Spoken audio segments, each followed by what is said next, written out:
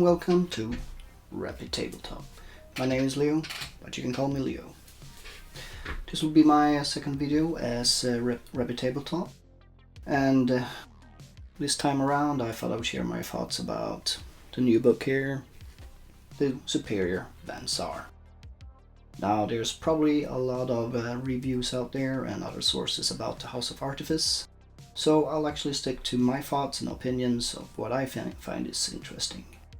Before we dive into the House of Artifice, if you do end up leaving a like or even a subscribe, please do consider going to my Patreon page, Rapid Tabletop, at patreon.com. Becoming a supporter actually helps me a lot with my content and future projects. But enough about that, let's start diving into the book. At first glance there's not a huge difference from the past, but Weapons and War Gear house list has changed a lot actually, which I think out of a campaign perspective is quite huge. So if you like, the last canon is actually available from the house list now directly, available for the Prime and the Outmix. But it's clear that Games Workshop has focused on a theme around less weaponry with the Saar, and all the last weapons variants have master-crafted options and focusing crystal upgrades if you so wish to have that. Another welcomed item is the field armor. No need to search for it in the trading post, just visit your local house list and there you go, field armor. Same thing with the carapace armor, which many of the other houses also have got in their new books. If you're doing well in the mid or late campaign, you can also be that guy. Light carapace armor, energy shield, and all of a sudden you actually have a 2+ armor save against range attack and 1+ in close combat. Well, of course, I did forget to mention, we always get the body glove suit, which is another +1 to our armor save. So as usual, as with other houses, the leaders can be tasked with pretty much any role, close quarters, ranged, or support. So Dagmech is the next one here on the list. Champion of the past. Actually there's not much to say about him, it is pretty much the same thing as the leader. I chose to have a fighter that represents something that I love in movies and fiction in general, and that's a gunslinger.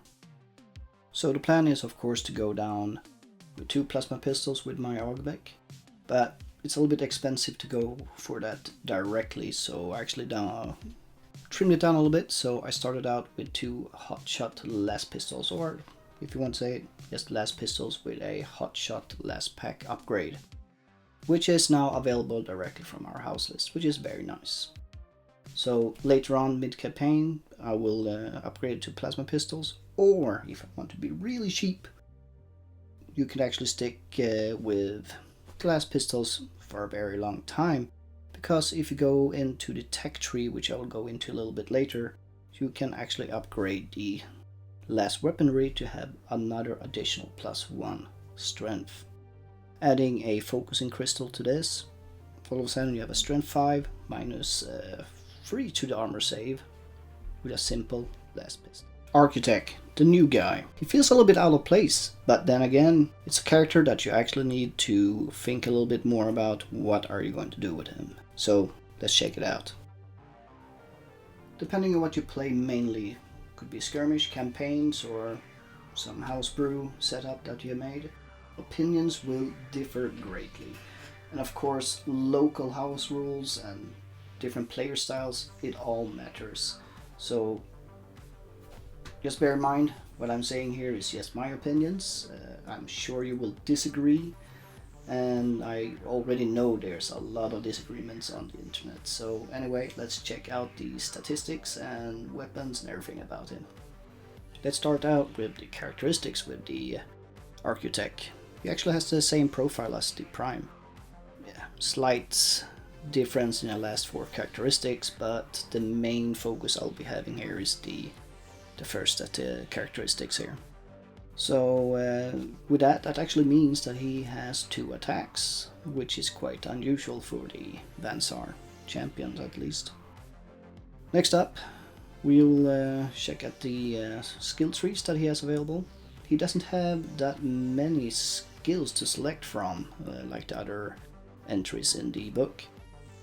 For primary he has the new one, the tech skills, and for the second one he has savant. So that means he doesn't have the classical one, shooting. That's actually a secondary for him, so it's quite okay. And this is something I have done in my campaign that I had now during the summer.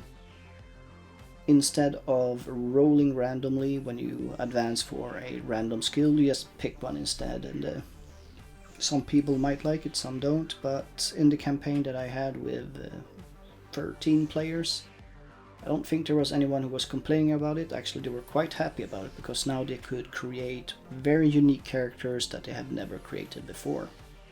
So why might he seem a little bit out of place when you're looking at him a second time? It's like, should I get this guy or not? Well, he does have the classical superior ballistic skill of the Saar, 2+, very nice. Then you take a look at his equipment. Pistols.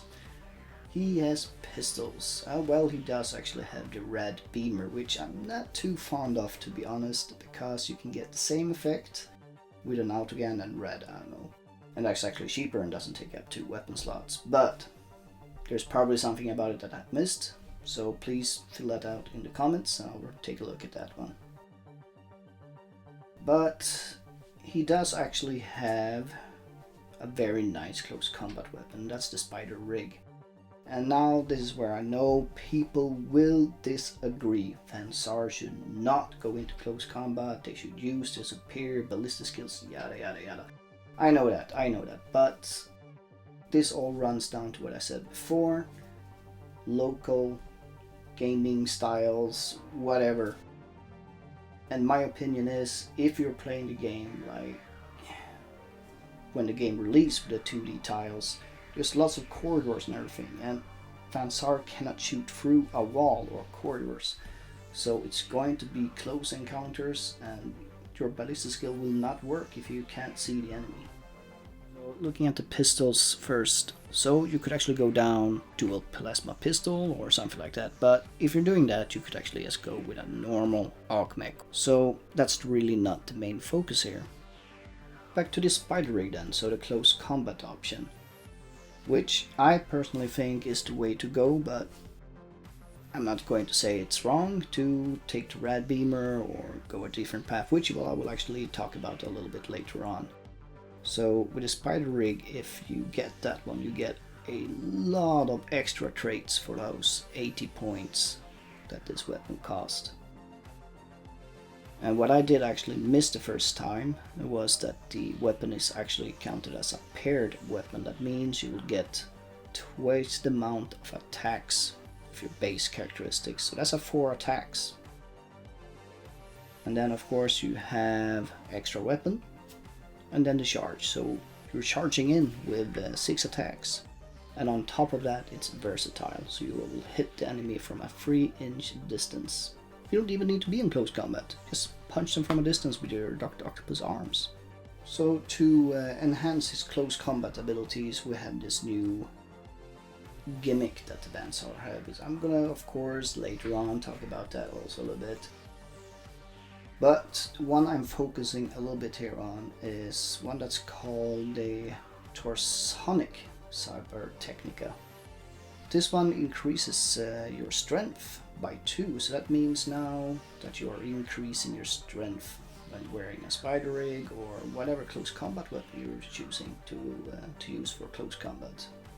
But now you're wondering, does the Architect have a good weapon skill? Not really. As I told you, he has the same one as the Prime, that means a weapon skill of 4, so it's not really super. But the Spider Rig actually offers a +1 to hit in close combat.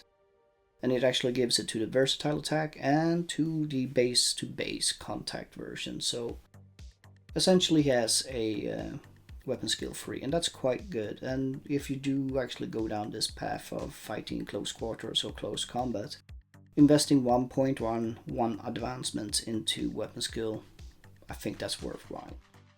Moving on to the next guys, the Neotex. They're all the rave on the internet. Well, I can't blame them, they're awesome. Well, maybe they're not discussing that they're awesome, but maybe why should the Van Saar have it? Well, let's agree to disagree. So, what's their thing? Well, they're very agile. Extremely agile, and, well, for Van Saar standards at least. So they have a move of 7. Doesn't sound that much, but with the hoverboards they actually can move vertically and over difficult terrain with no difficulty at all. It's like it's not there at all. And that's very nice. So that could actually mean that you get into nice positions without any problems. So, as we said here, moving vertically means getting into positions really easy and really fast. No test needed or no reduction in movement. Then they have this hit and run ability. It's just a nice little added bonus, if you ask me, because it uses the weapon skill of the Neotex, and to be honest, it's not great. It's Van Saar standards here now, 5+. So when you do a basic move, if you move over a enemy model, you can make a close combat attack as you pass over them. So the Ganger, which is called a tech now, as with the House of Books, you only get one specialist now at creation, and further ones you cannot be bought anymore, but needs to be upgraded via advancements as per the campaign rules. And now if you ask me, I think that's a very good idea and a good approach from Games Workshop.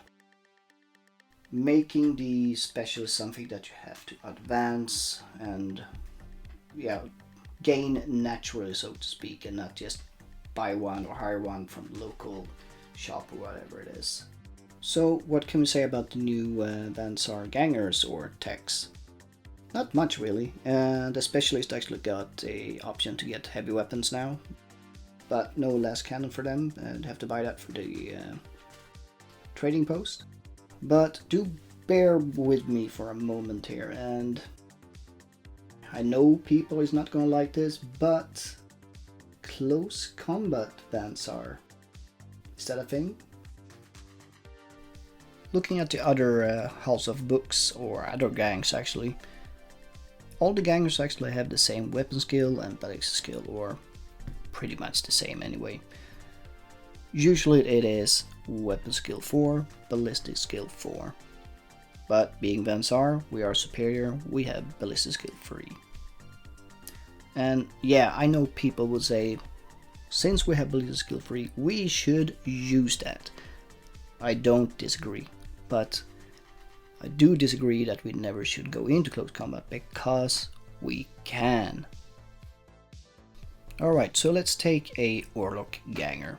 They have the same weapon skill. Yes, I do know that the Van Saar Ganger is 20 credits more expensive, but he actually comes with an undersuit from the start, so he's actually 5 credits cheaper.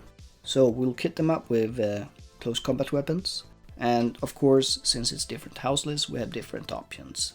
The big advantage that the Van Saar has here is that we actually have good armor from the get-go, and the Warlock actually cannot get an undersuit. This means that in a normal fight, the Van Saar would actually come out victorious because of his superior armor. I'm not saying we will come out victorious every single time, I'm not saying we should go into close combat, but please don't disregard it. It is actually a thing we can do, and something I have done in the past, and it's actually worked quite well.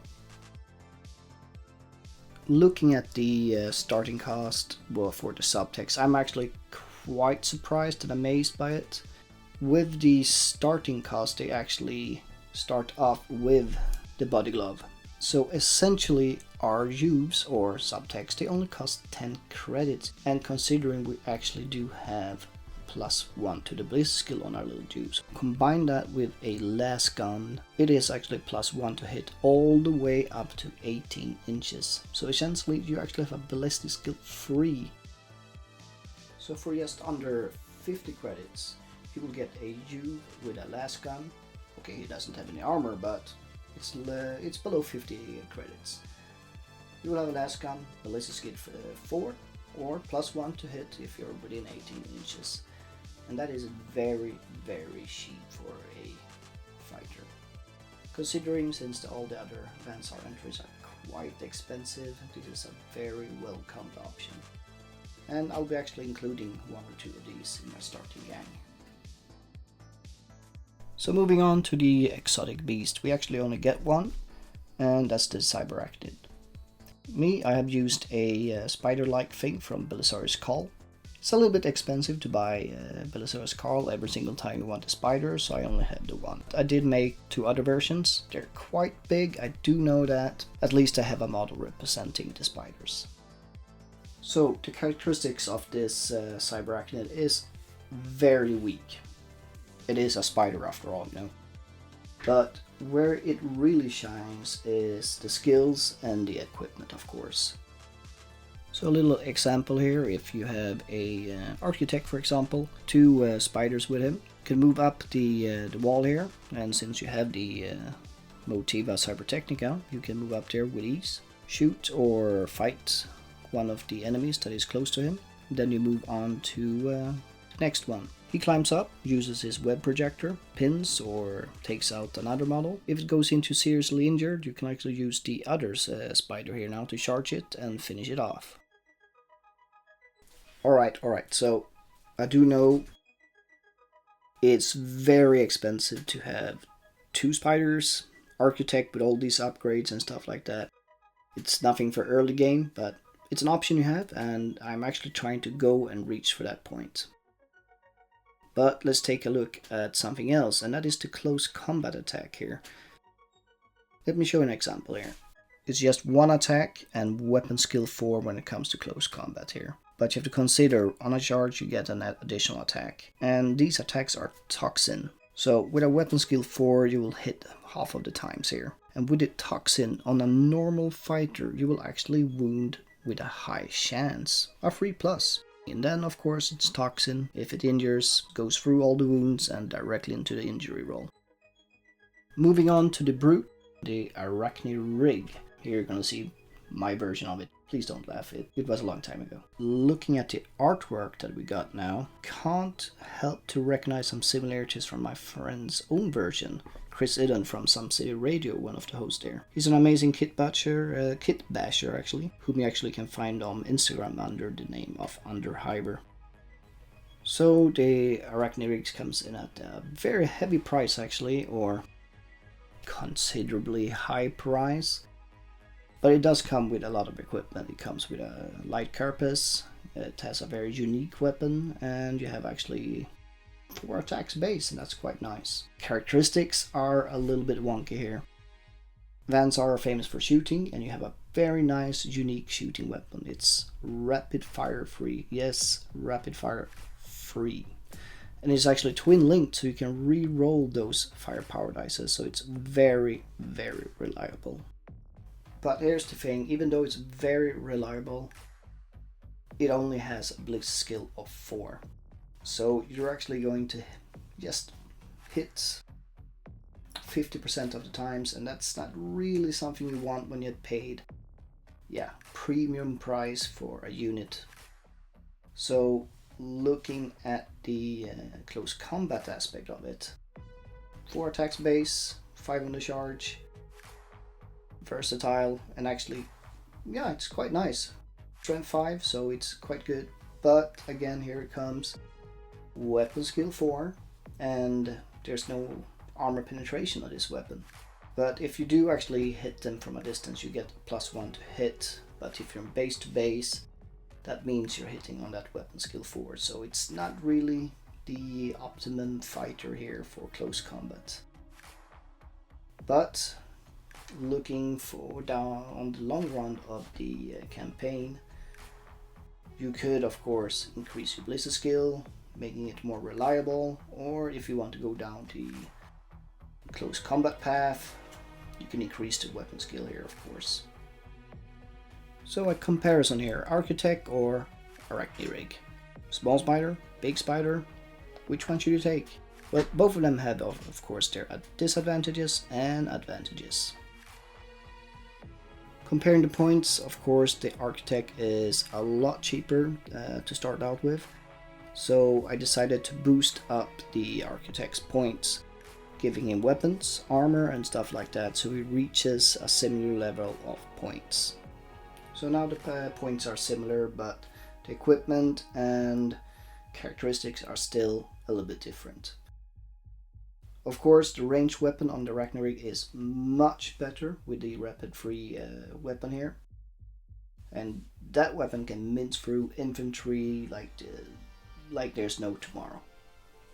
But, as we mentioned before, the trade-off is the low ballistic skill on the Arachnid.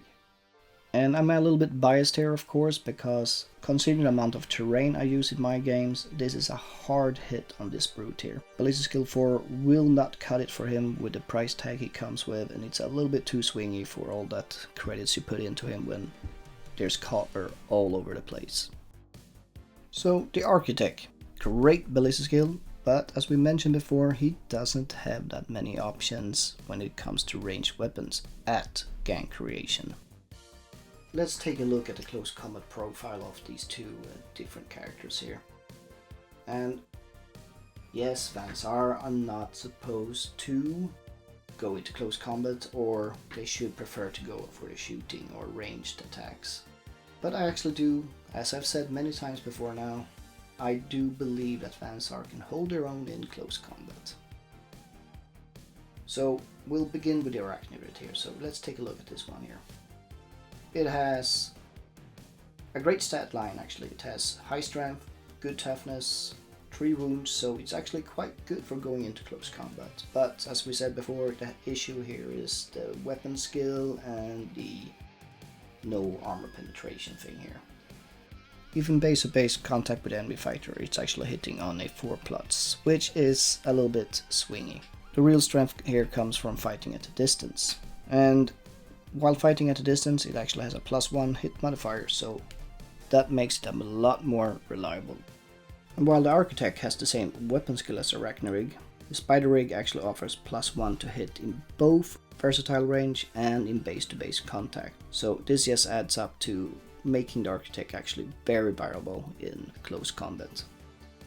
But wait, there's more. With the Spider Rig, you get a ton of traits. Get entangled, making it impossible to parry, shock for the auto wounds, paired for the double amount of base attacks, and of course then we have the parry so you can block incoming blows. These things, or these arms, or whatever it is, are flying left, right, and all over the place. Impossible to block, and they'll block anything that comes in. So it's a really great weapon, and I do think we are going to be able to stand our own in close combat. So which one should you get? Well, that's really up to you. Both of them are great choices, and the important thing here is that you are satisfied with your choice. You should never play with a model or a unit entry that you're not feeling comfortable with. I see it all the time. People use the internet or net listing. They're not playing the game as they want to. They just want to win or play well. I don't know what it is, but in the end, I do strongly believe that you will play better if you play with models or entries that you want to play. And that's why I'm focusing so much on close combat aspects, even though the Saar have superior ballistic skills. I do believe it will work, and I am going to make it work. Moving on to the tech skills. I love skills. It really enhances the game and really puts a unique flavor to each individual. So let's dive into this, alright? So let's take a look. In general, we can agree that there are some skills that are actually auto-include or good or actually even bad. And I'm not going to go into details which ones I think is auto-include or necessary bad, because it all actually depends on your gaming group's playstyles. Some situations would require using one skill, and if you go to another gaming group, that skill will not be used over there at all. So let's start with the first skill. Cold and calculating. So I did say I would not put these skills into a category, but I'll put this one to a fluffy section. because this actually describes how the Saar really approaches a combat. So when they are actually forced to make a cool or willpower check, instead of rolling on cool or willpower, they will actually use their intelligence instead. And most Saar players know that the intelligence characteristic is one of the strongest ones they have. So moving on to Mental Mastery.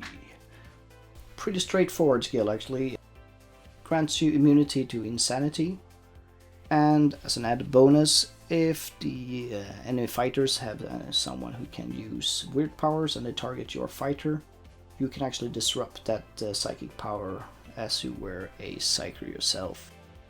Very situational, of course, but if you do know, let's say you have a campaign with like 3 or 4 players, and there's 1 or perhaps even 2 players who have the psychers with them, this could be a really great skill to invest in, considering that most likely going to be on your architect, and he is going to be a high value target, so protecting him is going to be one of your priorities. So next skill up now, the third one, Radfanged. And this one is quite similar to Mental Mastery, and but this time it's about protecting yourself against gas and toxin traits. This is nothing that you should really overlook because of the new alchemy that the Azure girls actually have access to.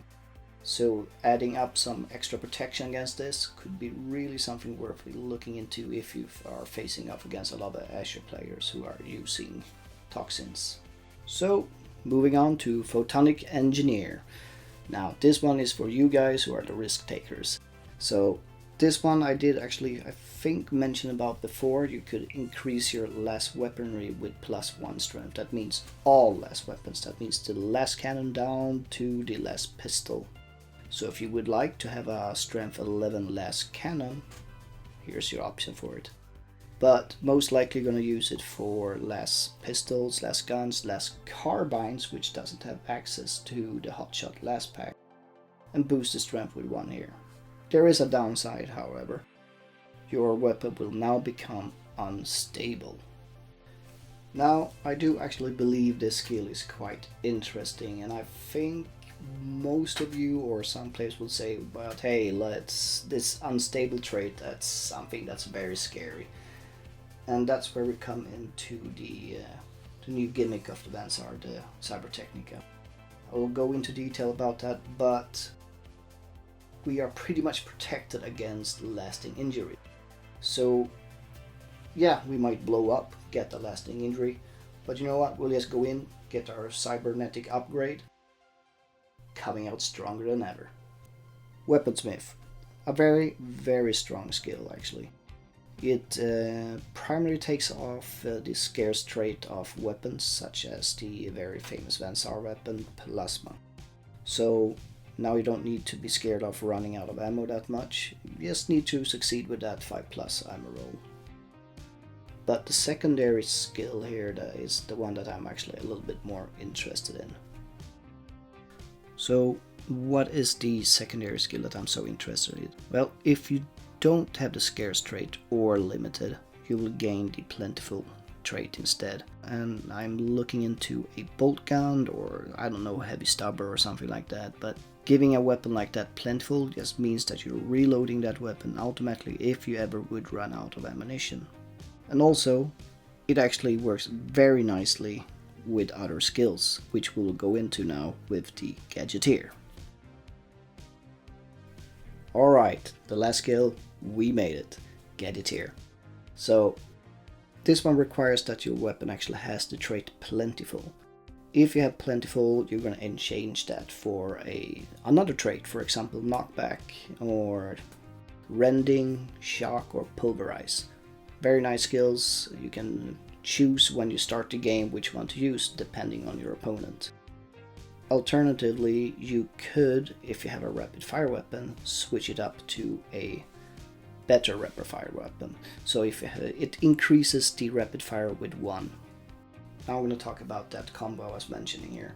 So with Weaponsmith, you will give Plentiful trait to your bolt gun. So now you go into the gadget here. You now have plentiful on your bolt gun. You could actually, only if you want to, switch that up. Take away the plentiful and give it rapid fire 2 if you would like to, or knockback, shock, pulverize, whatever you like. This is a little bit combination I think people have overseen. Maybe it doesn't work, I don't know. Put that in the comment if you want to, but I do believe it works. What did we get? Well, we did get the Cybernetics, and that is when we basically receive a lasting injury, we have some kind of protection against it. We are, after all, the most advanced ones. So replacing body parts or upgrading ourselves, that's something we do very well. So essentially, the bonuses we get from the Cybernetics is things from war gear items and similar. And it's actually cheaper to buy the war gear itself, so why should you actually look and invest into Cybernetics? Well, bionics are very rare to find and quite expensive. So when you do get a lasting injury, you don't need to look for the bionic. You will just find it automatically in the Saar house list. And you actually get a added bonus on top of it. So you get a replacement, you take away your lasting injury, and you get a bonus on top of it. And trust me, you will get lasting injuries in campaigns. So I'm not going to go through all the cybernetic upgrades because there's a lot. Each cybernetic upgrade, they have 3 levels, and each level have 1 or 2 traits added to it, so it's going to take a long time to go through of it, but there's a large range of it. There's, for example, for the eyes, you can get infrasight, photo goggles and all that included. You can get abilities like ignoring disarm, making your attacks not being able to be parried, move faster vertically and stuff like that. So it's a lot of things, and but it comes with a heavy price. So mostly it's going to be when you suffer a lasting injury, and if you're really interested in it, it's going to be for the Architect. So let's move on to my favorite one. So moving on to my favorite one, which is the Torsonic Cybernetics. And why is it my favorite? Well, because I want to muster out the most that I can out of my Architects in close combat. And the Torsonic Cybernetics is the one to do the job. So let's look at this level by level. So alpha level, or level 1, this one gives your unarmed attacks a damage characteristic of 3 instead of 1. Now this might not sound interesting on a character that has a spider rig, but you could actually decide to fight with your hands instead. And this would turn you into Mr. Fisto, fisting hard and wrecking multi-wound characters. But there is no armor penetration, so it's a risky move. And also, it's a base strength, so it's strength 3 on an Architect. If you like this damage 3, you could actually boost your strength to 5 with upgrades. Moving on to Gamma level, or level 2. This one adds +2 to your melee and versatile weapons. So unarmed attacks will not get this boost because they don't have the melee trait. Now this really works very well with basically any close combat weapon, but since we're equipped with a spider rig, this increases our strength now to strength 6 at creation. And that's very nice for me because I want to go in there and punch on faces. Well, that's it for this video. It's been a lot of talking, a lot of my face. But I do promise next time or future videos will not be featuring me as much. It will be more featuring my terrain projects, painting, or whatever you guys would like to see, of course. And of course, if you would like to see my face a little bit more in reviews and stuff like that, put that in a comment. But I do think there's other people who are more proficient at that. I guess this is like a big passion for me with the Saar. So check out my Patreon if you want to support me, leave a like, a subscribe, and I'll see you in the next one, right?